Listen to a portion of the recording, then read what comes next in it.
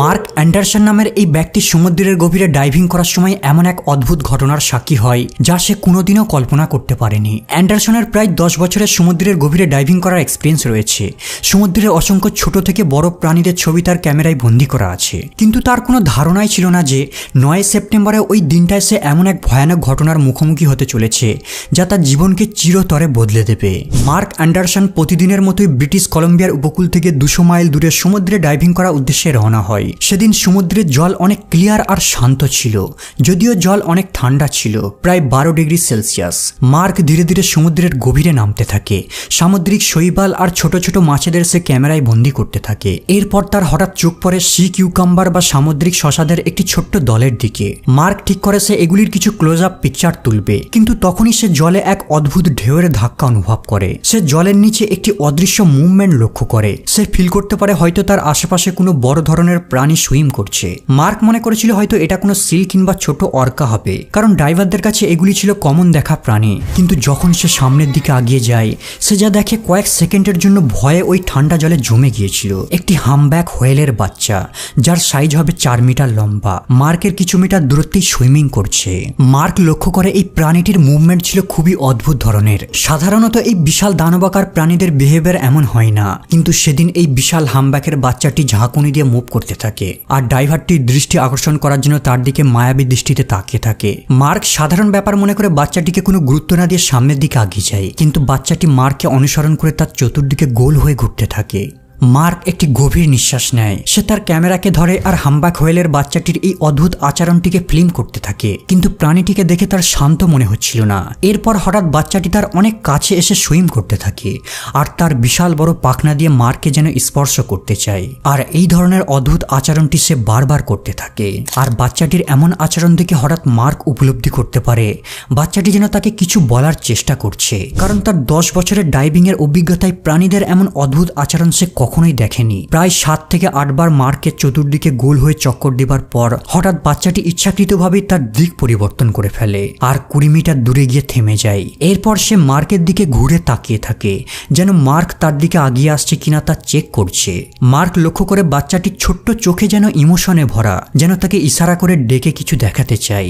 Mark ভালো মতোই জানে সমুদ্রের এইসব ভয়ানক দানবদের ধাওয়া করা অনেক বড় বিপদের কারণ হতে পারে, কিন্তু হামব্যাকের বাচ্চার এমন অদ্ভুত আচরণ দেখে তার কৌতূহল বেড়ে যায়, আর সে জীবনের ঝুঁকি রয়েছে জানা সত্ত্বেও তাকে ফলো করা শুরু করে দেয়। তারা নর্থের দিকে এগিয়ে যায় আর উপকূল থেকে বহু দূরে চলে আসে। প্রত্যেকবার 30 থেকে 40 মিটার দূরে আসার পর বাচ্চাটি দাঁড়িয়ে যায়, যাতে মার্ক তাকে ঠিকভাবে ফলো করতে পারে। এরপর ধীরে ধীরে তারা গভীরের দিকে নামতে থাকে, আর তলদেশ কালো হতে থাকে। সমুদ্রের যত গভীরে নামতে থাকবেন, সূর্যের আলো ততই অস্পষ্ট হতে থাকবে, আর নিচে ততই অন্ধকার বাড়তে থাকবে। প্রায় কয়েক মিটার গভীরে নামার পর তারা সমুদ্রের তলদেশে একটি ছোট্ট উপত্যকায় পৌঁছায়। আর এখানে মার্ক এমন এক জিনিস দেখে ভয়ে তার শিরড্রা ঠান্ডা হয়ে যায়। একটি অ্যাডাল্ট হামব্যাক হোয়েল, প্রায় 14 মিটার লম্বা হবে, গতিহীনভাবে জলে ভাসছে, আর এর দেহে কিছু অদ্ভুত জিনিস দিয়ে ঢাকা রয়েছে। দূর থেকে দেখে মনে হচ্ছে যেন ধূসর কোনো কিছুর কোটিং করা হয়েছে। যখন মার্ক হামব্যাকটির একদম কাছে পৌঁছে যায়, সে তৎক্ষণাৎ বুঝতে পারে এগুলি বার্নাকল।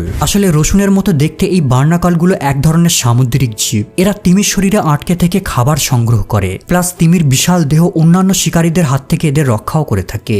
তবে তিমিদের শরীরে প্রায়শই বার্নাকল পাওয়া যায়, কিন্তু এই তিমির দেহে যে বার্নাকলের কলোনি বাসা বেঁধেছে, এরা কোনো ছোটখাটো দল ছিল না। প্রায় কয়েক সেন্টিমিটারের মোটা লেয়ার পড়ে গিয়েছিল। কেবল তার চোখ বাদে সম্পূর্ণ দেহ জুড়ে তারা ঘিরে রয়েছে। মার্ক লক্ষ্য করে যে বাচ্চাটি এই বিশাল হামব্যাকের চতুর্পার্শ্বে গোল হয়ে ঘুরছে, যেন তাকে আদর করছে। মার্কের আর বুঝতে বাকি নেই এই তিমিটি তার মা, আর সে যেন মার্ককে তার মায়ের কাছে আনতে পেরে অনেক খুশি হয়েছে। মার্ক কিছুটা সাহস নিয়ে হামব্যাকটির আরো কাছে এগিয়ে যায়, আর সে দেখতে পায় তার দেহে পরজীবী বার্নাকল এমনভাবে আটকে রয়েছে তাকে একেবারে দুর্বল করে দিয়েছে। সে কেবল তার পাখনাটিকেই নাড়াতে সক্ষম ছিল। মানুষের ক্ষেত্রে অসুস্থ মায়ের জন্য তার সন্তান যেমন ডাক্তার ডেকে নিয়ে আসে, ঠিক তেমনই মনে হচ্ছিল এই হামব্যাকের বাচ্চাটিও তার মায়ের জন্য মার্ক নামক ডাক্তার ডেকে নিয়ে আসে। মানুষের প্রতি এই বাচ্চাটির বিশ্বাস দেখে মার্ক ইমোশন হয়ে পড়ে। যেমন করেই হোক এই মৃতপ্রায় প্রাণীটিকে বাঁচিয়ে তুলতে হবে, ফিরিয়ে দিতে হবে বাচ্চাটিকে তার প্রিয় মায়ের কাছে। বার্নাকলের দল প্রাণীটির দেহকে ক্ষতবিক্ষত করে ফেলেছে। তাদের সংখ্যা এতটাই বেশি যে মার্কের একার দ্বারা এদের রিমুভ করা সম্ভব নয়। তারপরেও মার্ক বাচ্চাটির মাকে যেমন করে হোক বাঁচাতে হবে, শুধুমাত্র এই চিন্তা মাথায় রেখে তার বেল্ট থেকে ছুরি বের করে আর ধীরে ধীরে বার্নাকলগুলিকে সরাতে শুরু করে। কিন্তু এরা এতটাই শক্তভাবে তার দেহে আটকে ছিল যাদের সরানো খুবই পরিশ্রমের কাজ, আর মার্কের একার পক্ষে কোনোভাবেই এগুলিকে সরানো সম্ভব নয়। তারপরেও ডাইনিং টেবিলের সাইজের সমান কিছু অংশের বার্নাকলকে রিমুভ করতে সক্ষম হয়। এদিকে তার অক্সিজেনের সিলিন্ডার প্রায় শেষ হতে শুরু করেছে। দ্রুত তাকে অক্সিজেন নিতে হবে, না হলে সে নিজেই বাঁচতে পারবে না। তাই সে দ্রুত উপরে উঠে আসে আর সে বোটে ফিরে এসে কোস্টাল মেরিন রেস্কিউ টিমের সঙ্গে যোগাযোগ করে আর তাদের সমস্ত ঘটনাকে ব্যাখ্যা করে জানায়। তারাও বিভিন্ন রকম প্রশ্ন করতে থাকে, যেমন প্রাণীটির অবস্থা কতটা গুরুতর, কতটা গভীরে এই প্রাণীটি রয়েছে। মার্ক তাদের সমস্ত কিছুকে ডিটেলে জানায় আর সে এটাও জানায় তার সঙ্গে একটি ছোট্ট বাচ্চা রয়েছে। মার্কের থেকে মারিন রেস্কিউ টিম সমস্ত কিছু ডিটেল জানার পর তাকে 1 ঘন্টা মতো অপেক্ষা করতে বলে। আর ইতিমধ্যে মার্ক অক্সিজেন নিয়ে আবারও জলে ডুব দেয় চেক করার জন্য যে তারা সেখানে রয়েছে কিনা। আর মার্ক যখন নিচে নামে সে পুরো হতবাক হয়ে যায়। বাচ্চা আর মা সেই ছোট্ট উপত্যকার উপরেই রয়েছে। সম্ভবত তারা বুঝতে পেরে গিয়েছিল যে মার্ক নিশ্চয়ই তাদের জন্য সাহায্য নিয়ে আসবে। এরই মধ্যে রেস্কিউ টিম সেখানে পৌঁছে যায়। এই বোটে টোটাল 6 জন ক্রু মেম্বার ছিল। এদের মধ্যে 3 জন ছিল রেস্কিউ স্পেশালিস্ট, একজন আচরণ বিশেষজ্ঞ আর 2 জন চিকিৎসক। মার্কের দিক নির্দেশনায় তারা দ্রুত আরো 2 জন ড্রাইভার সহ সবাই সমুদ্রের গভীরে যায়। তারা বার্নাকলগুলিকে রিমুভ করার জন্য যেই হাতিয়ারগুলির ব্যবহার করছিল এগুলো মার্কের ছুরির থেকেও অনেক উন্নত আর কার্যকর ছিল। এর সাহায্যে প্রাণীটির স্কিনের কোনো ক্ষতি না করে তাকে কোনো রকম আঘাত না দিয়ে খুব সূক্ষ্মভাবে বার্নাকলগুলিকে সরাচ্ছিল। তবে এই কাজটি করতে তাদের অনেক সময় লাগছিল, তাই প্রতি ঘন্টায় তারা তাদের অক্সিজেন ট্যাঙ্ক পরিবর্তন করছিল।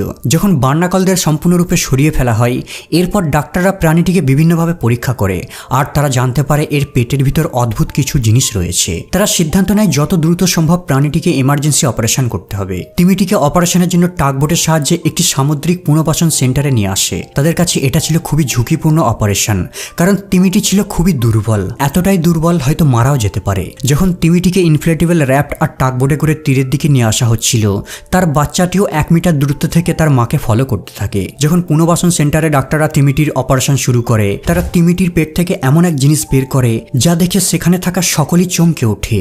একটি বড় বিষাক্ত কেমিক্যাল দিয়ে ভরা ইন্ডাস্ট্রিয়াল ফিশিং নেট তিমিটির পেট থেকে বের করা হয়। যখন তারা ল্যাবে এই ফিশিং নেটটিকে পরীক্ষা করে তারা জানতে পারে এই নেটটিকে ট্রিবিউটাইলটিন নামের এক ডেঞ্জারাস কেমিক্যাল দিয়ে কোটিং করা হয়েছিল।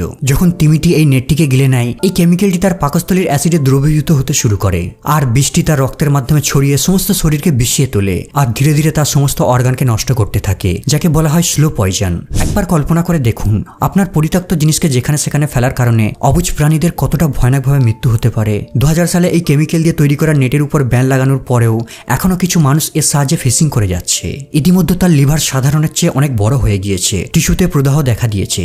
এছাড়াও তার কিডনির অবস্থা খুবই খারাপ, প্লাস তার রোগ প্রতিরোধের ক্ষমতাও অনেক কমে গেছে আর তার উপর বার্নাকলের দল তার দেহকে ইনফেকশন করে তুলেছে। কিন্তু তারপরেও এই কঠিন পরিস্থিতির মধ্যে লড়াই করে সে বেঁচে রয়েছে, এটাই ডাক্তারদের কাছে সবথেকে বেশি অবাক করেছিল। হয়তো সে তার বাচ্চাটির জন্যই বেঁচে থাকার জন্য লড়াই করছিল।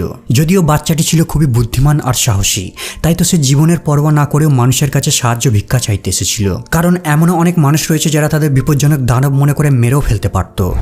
পর্যাপ্ত চিকিৎসা করার পর ডাক্তাররা তাকে পরবর্তী 3 সপ্তাহের জন্য একটি রিকভারি পুলে রেখে দেয় আর এখানে মার্ক তাকে প্রতিদিন দেখতে আসতো। ধীরে ধীরে বিষক্রিয়ার মাত্রা কমতে থাকে, তার রক্ত চলাচল স্বাভাবিক হতে থাকে, রোগ প্রতিরোধের ক্ষমতা বাড়তে থাকে আর একটা সময় এই অসহায় তিমিটি সম্পূর্ণরূপে সুস্থ হয়ে ওঠে। এরপর তাকে সমুদ্রে নিয়ে গিয়ে মুক্ত করে দেওয়া হয়।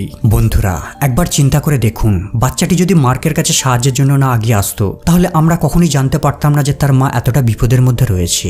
শেষ পর্যন্ত মার্কের সাহসিকতার কারণে তার মা আবারও নতুন করে জীবন ফিরে পায়। হয়তো বাচ্চাটি মার্কের মতো অসংখ্য মানুষের কাছে সাহায্য চাইতে এসেছিল, কিন্তু তারা কেউই মার্কের মতো হৃদয় দিয়ে তার ভাষাকে বোঝার চেষ্টা করেনি।